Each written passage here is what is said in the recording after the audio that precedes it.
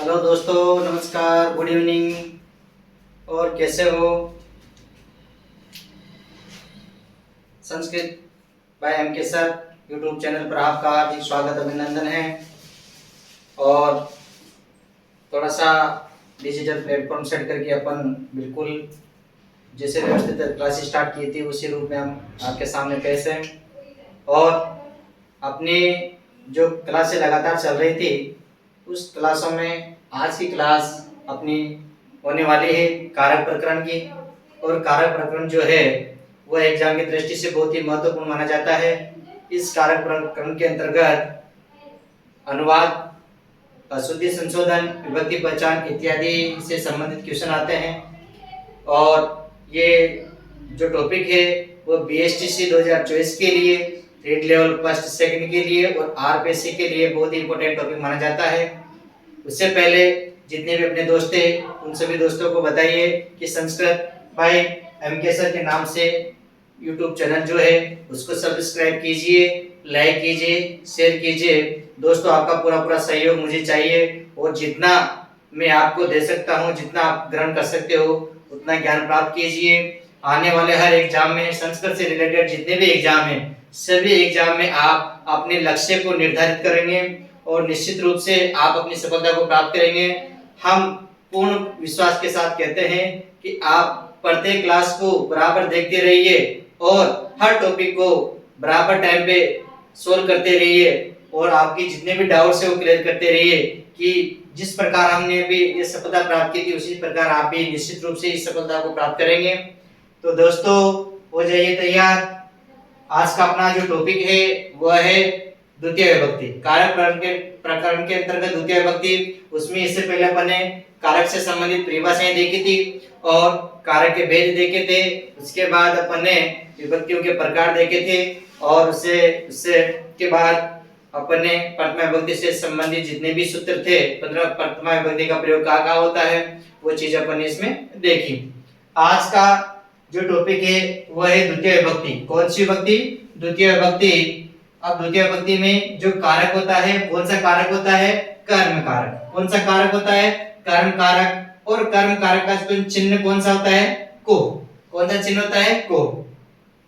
सबसे इंपॉर्टेंट चीज इसमें है कि जब द्वितीय विभक्ति अपन पढ़ने जा रहे हैं इस द्वितीय विभक्ति का जो मेन मुख्य पहचान होती है कि कहां पर द्वितीय विभक्ति की कौन कौन से शब्दों में कौन सी पहचान होती है, इस आधार पर अपन उनको पहचान सकते हैं, उस चीज को देखते हैं। तो देखिए दोस्तों, द्वितीय विभक्ति का एक वचन जो है उस एक वचन के अंतर्गत सभी शब्द रूपों में म हलंत या फिर अनुस्वार लगेगा। सभी शब्द रूपों में, सभी का मतलब XYZ, कोई सा भी शब्द हो, पुल्लिंग हो, स्त्रीलिंग हो, नपुंसकलिंग हो, क्रांत तकारांत हो, नकारांत हो, कारांत हो, कोई सा भी शब्द हो, निश्चित रूप से जहां पे भी द्वितीय विभक्ति का एक वचन आएगा तो अनुस्वार या फिर महलंत वाला शब्द आपको वाक्य में प्राप्त होगा। और द्विवचन के अंतर्गत आकारांत में तो क्या दिए? प्रथमा के समान आता है, औ की मात्रा। और ऋस्व, जहां पर भी ऋस्व शब्द होगा, ऋस्व शब्द जिसे हरि शब्द है, गुरु शब्द है, ऋस्व शब्द होगा वहां पर द्वितीय के द्विवचन में हमेशा क्या होती है? दीर्घ मात्रा का प्रयोग किया जाता है। कौन सी मात्रा का? दीर्घ मात्रा का प्रयोग। और इसी प्रकार द्वितीय का जो बहुवचन है उसमें प्रथमा के समान आ प्लस विसर्ग और अधिकतर शब्दों में आन आता है। आकारांत शब्दों में आकारांत हो, इकारांत हो, उकारांत हो, ये सभी पुल्लिंग शब्द है, उनमें आन आता है। क्या आता है? आन आता है। तो ध्यान रखना दोस्तों। और इसमें भी कभी कभी क्या होता है? दीर्घ मात्रा के साथ दीर्घ मात्रा आती है, ऋषु के साथ दीर्घ मात्रा का प्रयोग किया जाता है। तो दोस्तों देखिए, अब अपन चलते हैं कि कहां पर इस द्वितीय विभक्ति का प्रयोग होता है, कौन से सूत्रों में। उससे पहले आप इसको नोट कर लीजिएगा।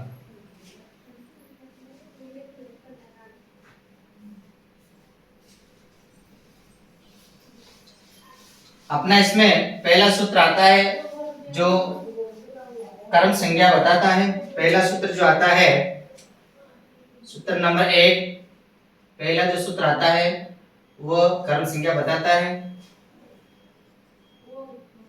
कर्तुरी कर्तुरी इप्सितमं कर्मः, कर्तुरी इप्सितमं कर्मः, ये सूत्र आता है और ये क्या कहता है कि कर्म संज्ञा विधायक सूत्र है। कौन सा है? कर्म संज्ञा विधायक सूत्र है। कौन सा है? कर्म संज्ञा विधायक सूत्र। तो दोस्तों नोट करना, याद करना, कर्म संज्ञा विधायक सूत्र कौन सा होता है? कर्तुः इप्सितमं कर्मः, कर्तुः इप्सितमं कर्मः। इसकी वृत्ति बताइए। इसकी वृत्ति कर्तुः क्रियया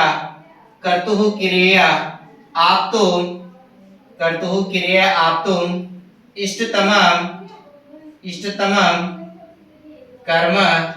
इष्टतमं कर्म संज्ञा स्यात्। इष्टतमं कर्म संज्ञा स्यात्। कर्तुः क्रियया आप्तम इष्टतम कर्म संज्ञा स्यात्। सूत्र कहता है वृत्ति के माध्यम से कर्ता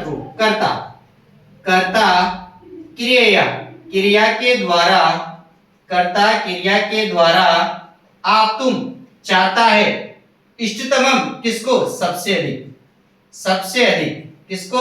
सबसे अधिक। कर्ता क्रिया के द्वारा जिस पदार्थ को सबसे अधिक चाहता है उस पदार्थ की कौन सी संज्ञा होती है? कर्म संज्ञा होती है। कौन सी संज्ञा होती है? कर्म संज्ञा होती है। तो दोस्तों याद रखना, कर्तृ के आप्तुम इष्टतम कर्म संज्ञा स्यात्। कर्तृ आप्तुम इष्टतमं किम? जब वृत्ति से क्वेश्चन आता है तो कर्तृ के आप्तुम इष्टतमं किम? तो इष्टतमं कर्म संज्ञा स्यात्। तो कर्ता के रूप में लिखेंगे अपन, कर्ता क्रिया के द्वारा जिस पदार्थ को सबसे ज्यादा चाहता है या कर्ता का जो इच्छित पदार्थ होता है उसी की क्या होती है? कर्म संज्ञा होती है। क्या होती है? कर्म संज्ञा होती है। जब कर्म संज्ञा होती है तो उसके बाद एक सूत्र और आता है कर्मणि द्वितीया। कौन सा सूत्र आता है? कर्मणि द्वितीया। वह सूत्र क्या कहता है कि जब कर्म संज्ञा होती है तो कर्म में कर्मणि द्वितीया। कौन सा? कर्मणि द्वितीया। कौन सा? कर्मणि द्वितीया। ये कहता है अनुक्त कर्मणि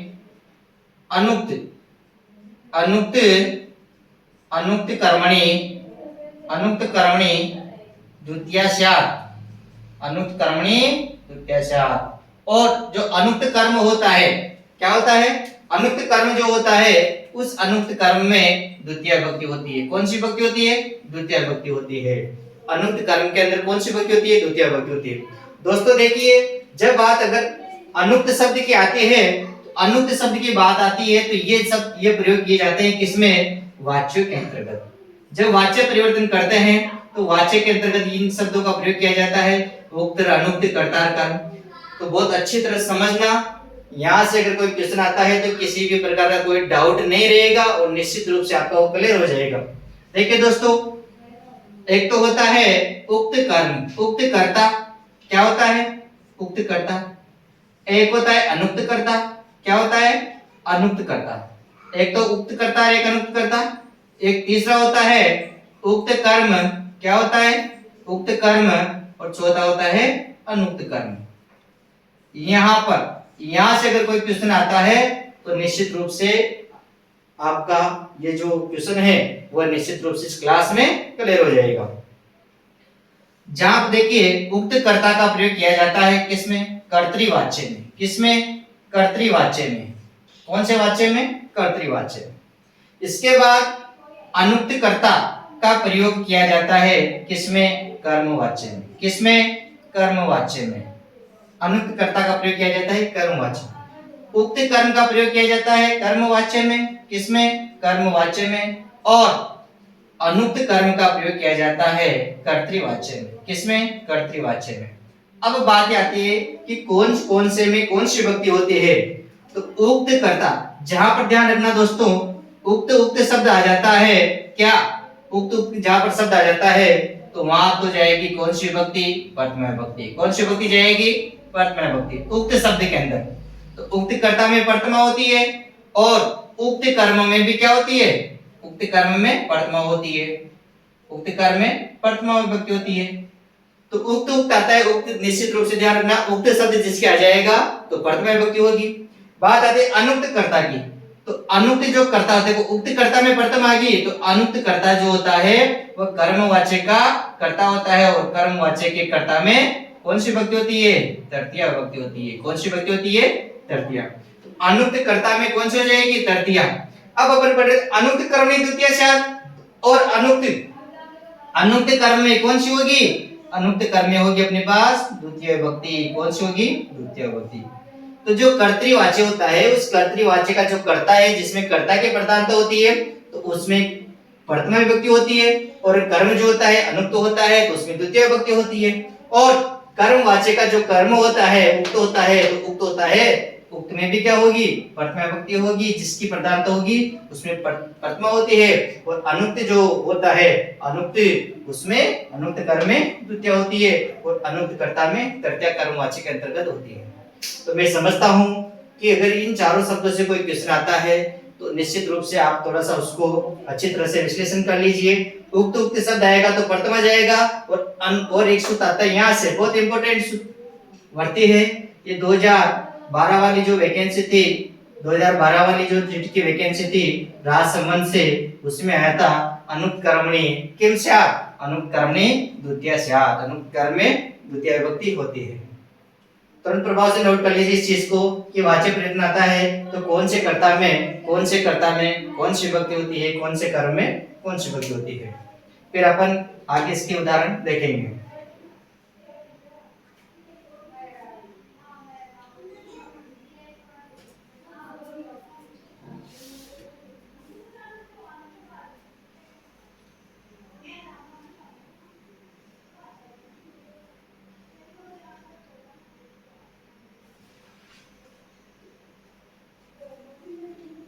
चलते हैं आगे उदाहरणों की तरफ। उदाहरणों में देखते हैं। उदाहरण के रूप में रामः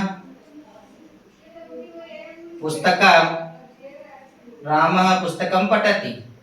यहाँ पर जो पुस्तक है वो अनुक्त कर्म है, और अनुक्त कर्म के अंतर्गत द्वितीय विभक्ति का प्रयोग हुआ है। इसी प्रकार सह ग्रामं गच्छति, सह ग्रामं गच्छति। यहाँ पर ग्राम शब्द जो है वहां पर क्या हुआ? अनुक्त कर्म है, और अनुक्त कर्म में द्वितीय विभक्ति का प्रयोग हुआ है। और दूसरी चीज स ग्रामं गच्छति, वह जाता है। कहाँ जाता है? गांव को, क्योंकि इच्छित पदार्थ क्या है? वह जाता है। कहाँ जाता है? गांव को। राम पठति, राम पढ़ता है। क्या पुस्तक पढ़ता है? पुस्तक। तो एक तो कर्ता का क्रिया का भी संबंध हो गया। कर्ता राम किसको चाह रहा है? कर्म को, पुस्तक को सबसे ज्यादा चाह रहा है। और अगर अपन तीसरा एक वाक्य और देखते हैं जिसमें सह विद्यालयं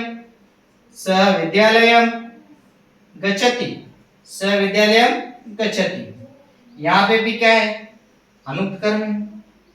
अगर इन्हीं का अपन ये कौन सा वाच्य हो गया? कर्तृवाच्य हो गया। ये भी कर्तृवाच्य हो गया और ये भी कर्तृवाच्य हो गया। तो कर्तृवाच्य का जो कर्ता तो उक्त होता है और कर्म अनुक्त होता है। अगर इन्हीं को अपन कर्मवाच्य में परिवर्तित करते हैं तो कर्मवाच्य में तो कर्ता तो क्या हो जाएगा? अनुक्त कर्ता हो जाएगा, और कर्म क्या हो जाएगा? उक्त हो जाएगा। तो कर्म क्या हो जाएगा? उक्त हो जाएगा, ग्रामः। और इधर क्या बन जाएगा? गम्य थे, क्रिया में आत्मनेपदी धातु चलती है तो ये का प्रयोग किया जाता है। तो ये कर्मवाच्य हो गया। और कर्मवाच्य में के कर्म में जो उक्त होता है प्रथमा विभक्ति आ जाएगी, और जो अनुक्त कर्ता होता है उसमें तृतीय विभक्ति आ जाएगी। इस आधार पर अपन ने पढ़ा जो एक तो कर्तृ कर्म है और एक कर्मणि द्वितीया, ये द्वितीय विभक्ति का बहुत इंपॉर्टेंट सूत्र बन जाता है। तो दोस्तों याद रखना, कर्म कारक में कौन सी विभक्ति होती है? तो कर्म कारक में द्वितीय विभक्ति होती है, और अनुक्त कर्म में कौन सी विभक्ति होती है? तो द्वितीय विभक्ति होती है। क्लियर? आगे चलते हैं।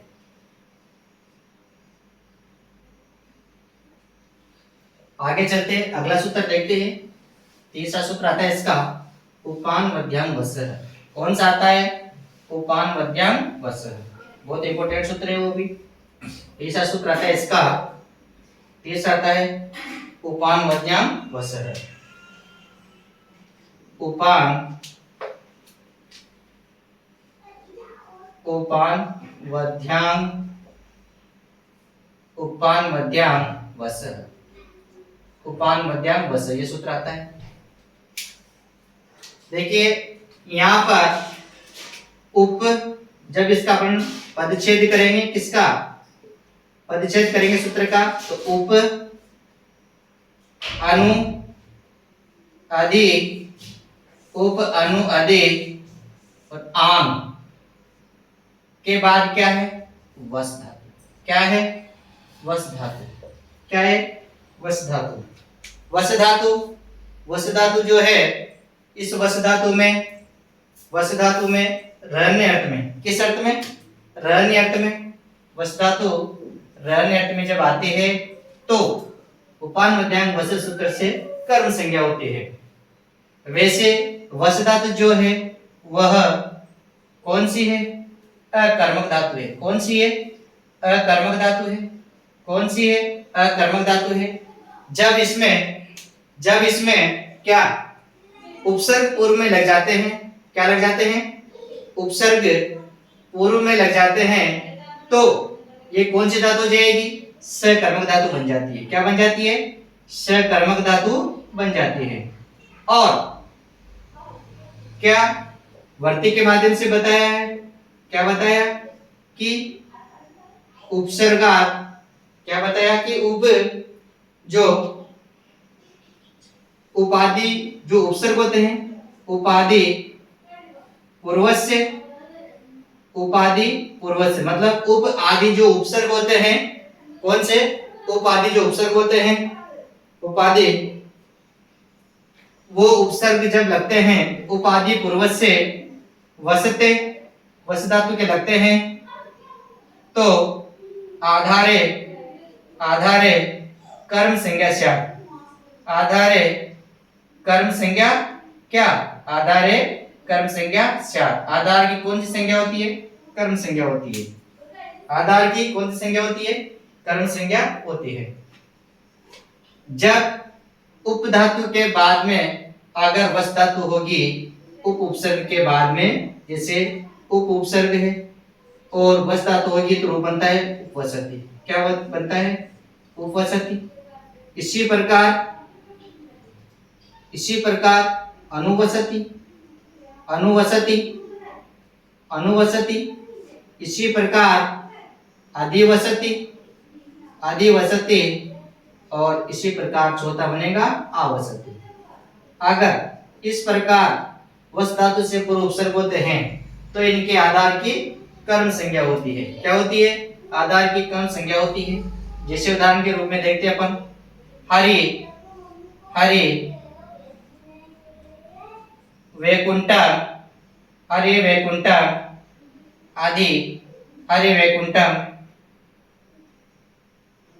हरि वैकुंठम आदि वसति, हरि वैकुंठम आदि वसति, हरि वैकुंठ में रहते हैं। आदि वसति लिखो आप, अनुवसति लिखो, सभी के उदाहरण एक साथ हैं। अधिवसति, अनुवसति, उपवसति, उपवसति इत्यादि उदाहरणों में इसी का प्रयोग होगा। इत्यादि उदाहरणों में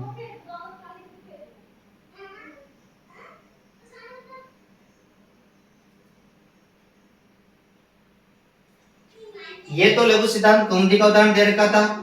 लघु सिद्धांत कौमुदी का हरे वैकुंठम अधिवसति, उपवसति, अनुवसति, इस आधार पर यहाँ पर अधि उपसर्ग पूर्वक वस धातु के कारण आधार की कर्म संज्ञा हो गई। आधार की कर्म संज्ञा हो गई। अगर अपन इनके अर्थ से लेते हैं उपवसति, उपवसति मतलब पास में रहता है। उपवसति मतलब पास में रहता है। किसमें? पास में रहता है।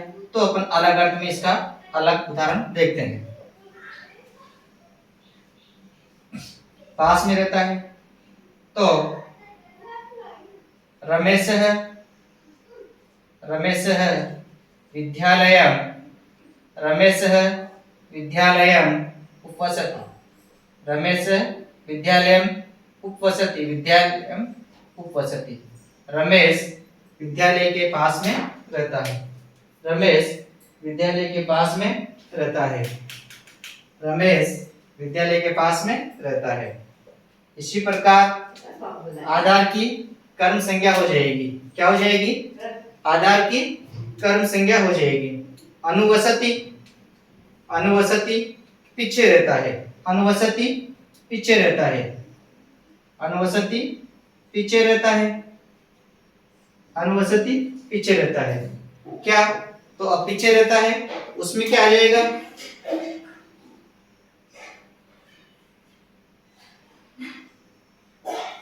पीछे रहता है। अगर अपन इसी का लेते हैं तो रमेश है, रमेश विद्यालयम, विद्यालयम अनुवसति, अनुवसति इस आधार पर भी क्या हो जाएगा? रमेश विद्यालय के पीछे रहता है। रमेश विद्यालय के पीछे रहता है। उस आधार पर क्या हो जाएगा? इसमें उस आधार पर क्या हो जाएगा? वाक्य बन जाएगा अनुवसति। अधिवसति में रहता है, अधिवसति में रहता है, अधिवसति में रहता है। उस आधार पर इसमें कर्म हो जाएगी।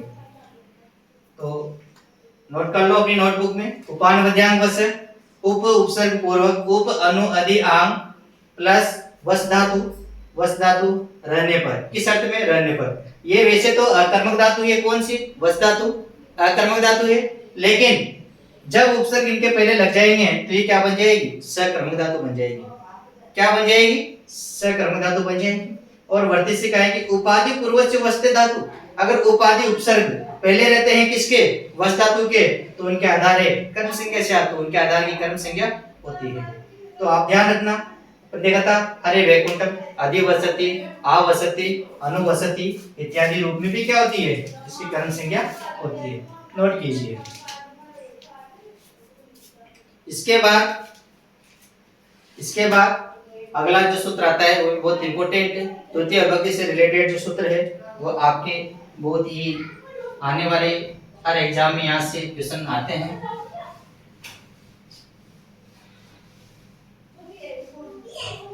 अगला है चतुर्थ सूत्र। चौथा जो सूत्र आता है, चौथा जो सूत्र आता है वो है आपके आदि सिंह स्ताश्याम कर्म। कौन सा? आदि सिंह, आदि सिंह स्ताश्याम, आदि सिंह स्ताश्याम कर्म, आदि सिंह स्ताश्याम कर्म, आदि सिंह स्ताश्याम कर्म। देखिए दोस्तों, यहाँ पर आदि, आदि जो है उपसर्ग है। आदि क्या है? उपसर्ग है। उसके बाद सिंह धातु। कौन सी? सिंह धातु सोनार्थ में, शयनार्थ में, और स्था धातु ठहरनार्थ में। किसमें? ठहरनार्थ में। और आस धातु, आस धातु बैठनार्थ में। किसमें? बैठनार्थ में अगर आती है तो इनके आधार की भी कर्म संज्ञा होती है। क्या होती है? आधार की कर्म संज्ञा होती है। क्या होती है? आधार की कर्म संज्ञा होती है। तो आदि सिंह स्ताश्याम कर्म, आदि सिंह स्ताश्याम कर्म।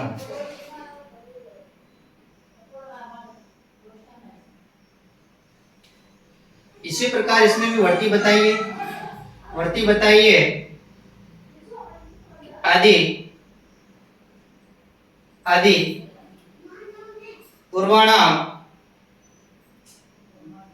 आदि पूर्वाणाम, आदि पूर्वाणाम एतेषाम, आदि पूर्वाणाम एतेषाम आधार, आधार कर्म संज्ञा स्यात्, कर्म संज्ञा स्यात्। मतलब आदि, आदि जो उपसर्ग है वो पहले रहेगा। एतेषाम इन सभी तीनों धातुओं में, तीनों धातुओं में आदि उपसर्ग पहले रहेगा तो इनके आधार की भी कर्म संज्ञा होगी। क्या होगी? आधार की कर्म संज्ञा होगी। आधार की कर्म संज्ञा होगी। अर्थ के रूप में अगर अपन देखते हैं तो आदि, आदि उपसर्ग पूर्वक सिंह धातु सोनार्थ में, तो क्या होता है? आदि से थे, आदि से थे। इसी प्रकार आदि उपसर्ग पूर्वक स्था धातु तो आदि तिष्ठति। दोस्तों याद रखना, यहाँ पर स्था धातु जो चलती है किसमें, तिष्ठ में चलती है। किस रूप में चलती है, तिष्ठ में चलती है, अधितिष्ठति।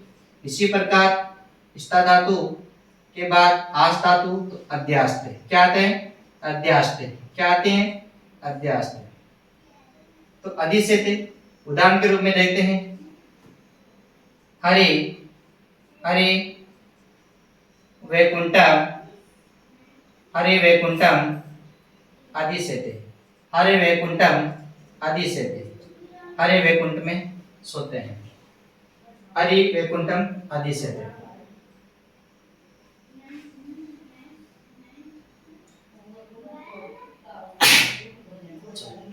इसी प्रकार हरि वैकुंठम आदि से थे।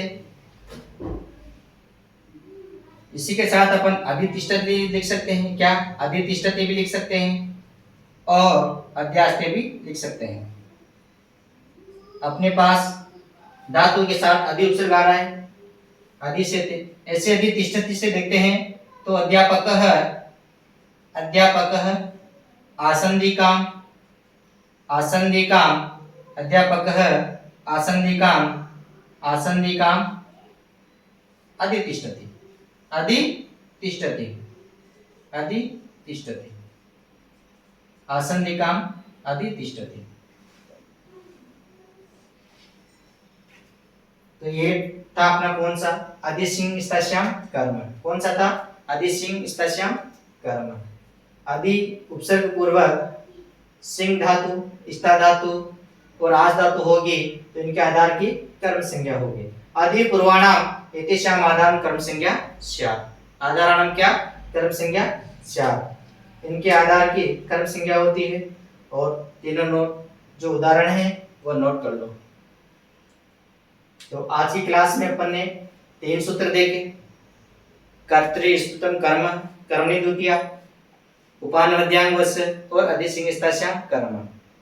ये सूत्र जो है वो द्वितीय विभक्ति से बहुत इंपॉर्टेंट सूत्र माने जाते हैं। अगला सूत्र आएगा आपके अकथित च, जिसको अपन नेक्स्ट क्लास में देखेंगे।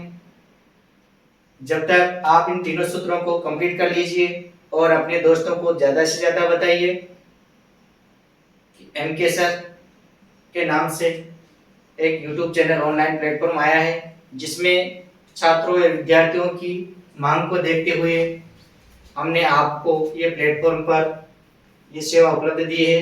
ये बिल्कुल निःशुल्क सेवा है और जितने से जितना आप ज़्यादा से ज़्यादा फायदा उठा सकते हैं उतना उठाइए, क्योंकि आज के इस युग में ऑफलाइन क्लासों की ज़्यादा डिमांड को देखते हुए ऑनलाइन क्लासों में हमने अपना ज्ञान आपको प्रेषित कर रहे हैं। नेक्स्ट क्लास में अपन देखेंगे अगत्यम च सूत्र के बारे में। Thank you.